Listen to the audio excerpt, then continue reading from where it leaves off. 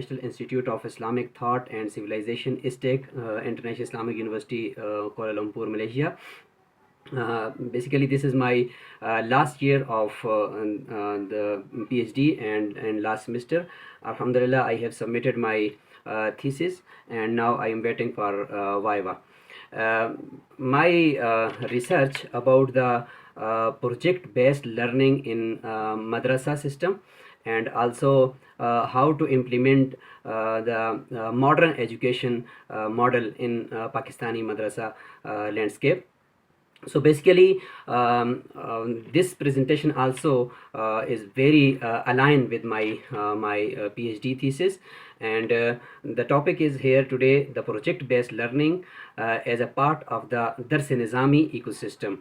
I will do, and I have done my case study in my research about the two popular madrasa system in Pakistan. Number one is Minhajul Quran, the madrasa system of Dr. Tahir Al-Qadri, and the second one is Jamiatul Rashid, very popular madrasa in Karachi, Pakistan.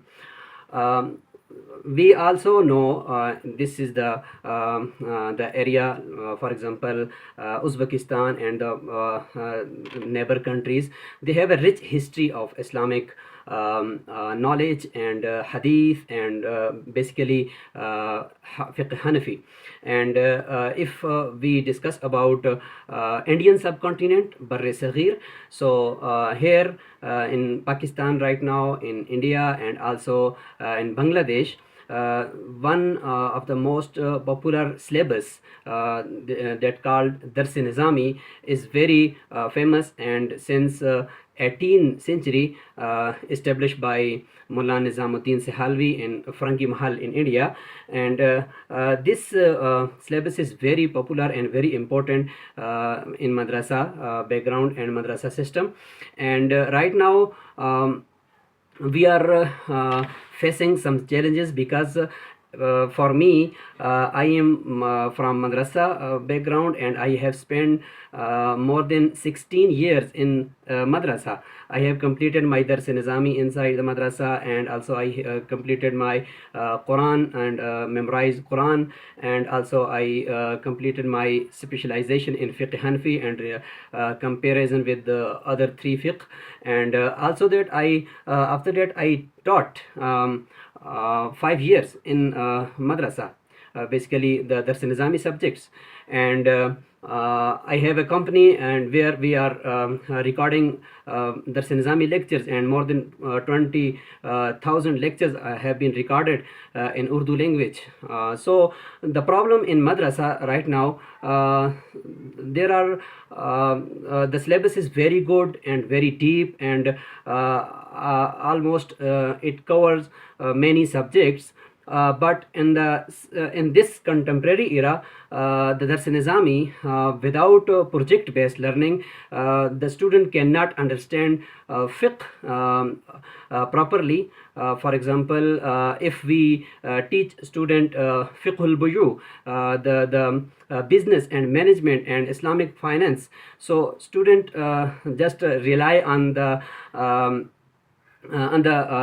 words, just the traditional books, and he cannot relate these this knowledge and this fiqh with the society, contemporary society. So without any projects and without any exercise, student cannot even understand the language of the society. For example, if any shopkeeper asks student about the zakat, so he cannot explain even how to make zakat, because he don't know about the contemporary terms of the society. So this is the problem in this our education system. So if we implement project-based learning, like students should visit outside the madrasa, and they should just observe the industry and market, and they search how the people are working in this time, and how they are buying and selling, and they are doing trade. So after that they can understand the real challenges of the society. So this is the basically the introduction of my research.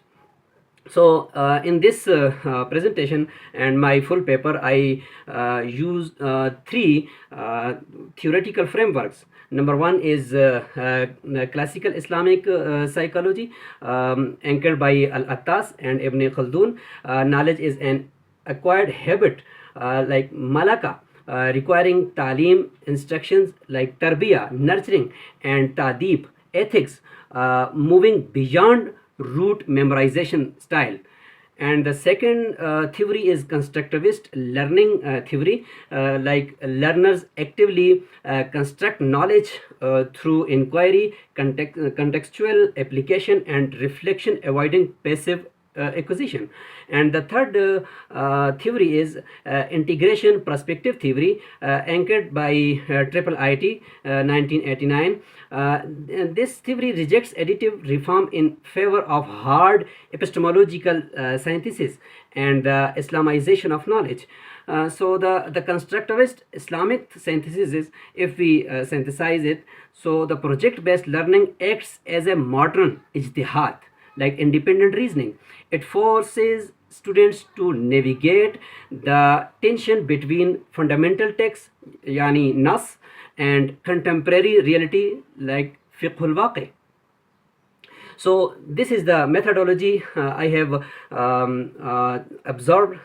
Basically this is the case study based research. So I visited to Minhaj al-Quran in Lahore and also the Jamiat al-Rashid in Karachi, and I collected documents and syllabus, and I recorded more than 60 interviews from both madrasa, like the interviews of the management, interviews of the teachers, and also the curriculum designer, and also I gathered many other brochures and documents and the policy papers from these two popular madrasa, and then I analyze this data by using Atlas software. So here you can see the religious authority, and I already explained briefly our history of Indian subcontinent. Like the madrasa system is focus and preserve the traditional books and traditional syllabus, but at the same time, based on Muhammad Qasim Zaman's framework, madrasa actively dictate the terms of modernization to maintain authority in a fast changing world. So the shift is institutions are not passively accepting state mandates, they are actively expanding their jurisdiction. Like they should change their self and their syllabus from inside the madrasa. So this is what we say, like this is the model of this era. Like the madrasa should change their self from inside the madrasa, not they should follow any rules, because they refuse to follow any rules by government. So now you can see here the traditional halaka system in teaching style, and also the constructivist project based learning, like the vertical knowledge transmission here in traditional halaka, adab like reverence and preservation, and root memorization like hifz and takrar, and passive reception of classical commentaries or in sharh, like the totally teacher based learning. And here in constructivist PBL, so this is the horizontal peer sharing. Students can ask question, and also the teacher is not like the lecturer, but teacher is facilitator. Teachers just facilitate them and help them to learn and to discuss the issues. The students should ask question and share the knowledge to each other. So inquiry and critical engagement, active problem solving, so independent research. So this is the difference between traditional halka and constructivist project based learning. So now we can see here Dars-e-Nizami ecosystem in both my case study madrasa system like Jamiatul Rashid, and what I observed that there they have a 8 years Dars-e-Nizami also, and after that they have a many specializations courses, and after that they have own examination board Majma' Ulum Islamiyah, and they have own university. So students can during the Dars-e-Nizami they learn from both sides, like the before Zohar prayer they are in madrasa, and after Zohar they are studying in Al-Ghazali University, and they are doing BS program and MPhil program. Same like Minhajul Quran, there is also the Islamic Sharia College, and at the same time they have a own Islamization board like Islamic board Nizamul Madaris, and the own university system Minhajul Quran University, international university. So the students 3 days in a week they are studying in madrasa, and the 3 days they are going to the university and they are studying BS program. And when they complete their madrasa education, at the same time they already have completed the MPhil program. So this is very very useful and very very best examples and model for other madrasa in India and in Bangladesh also. So Jamiatul Rashid vocational synthesis that I already explained about you can see just here. So the target outcomes here, the scholars are just an entrepreneur and capable of generating employment, achieving economic autonomy, and serving as an active social political agent in the modern market. Though so the last year and the second last year students are visiting outside, and in 6 months they are gathering data, and then they after that they explain data in front of the teachers and the students. So basically this is the project based learning in Jamiatul Rashid. And same like Minhajul Quran, in last year student must have to complete one thesis and one maqala in different subjects, and they are going outside and they gather data, and the proper total research based the thesis should be written by each and every student in also in madrasa. So this is the project based learning in both institute.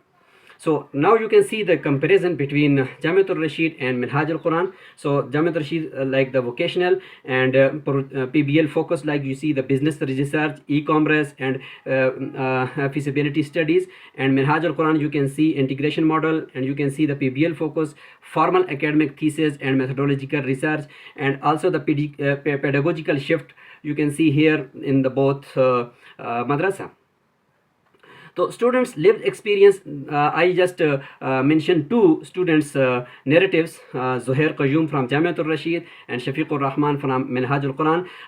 Of course students feel burden in both education system, but at the same time students are looking to the future. They said okay, we right now we are struggling, but at the same time we are happy to get this knowledge, because we are gaining both education system.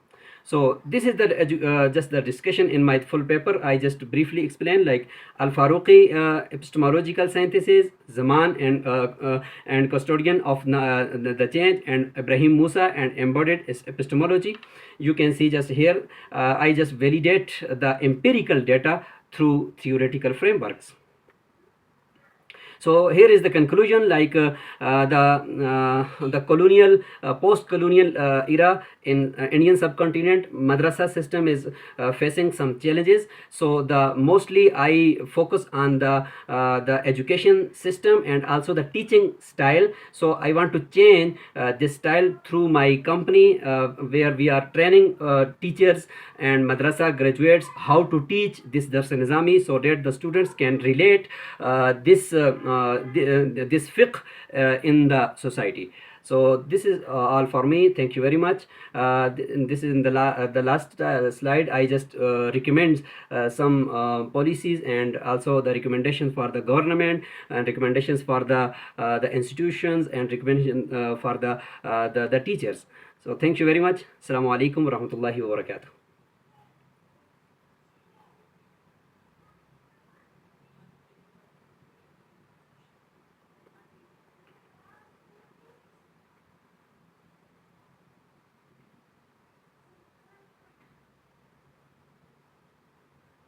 No, this is the name of the syllabus, Dars-e-Nizami.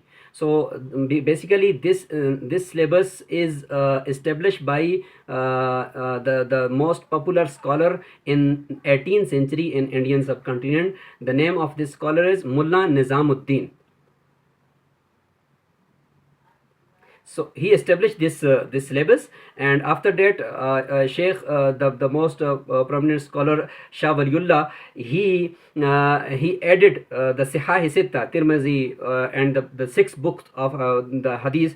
He added in this syllabus.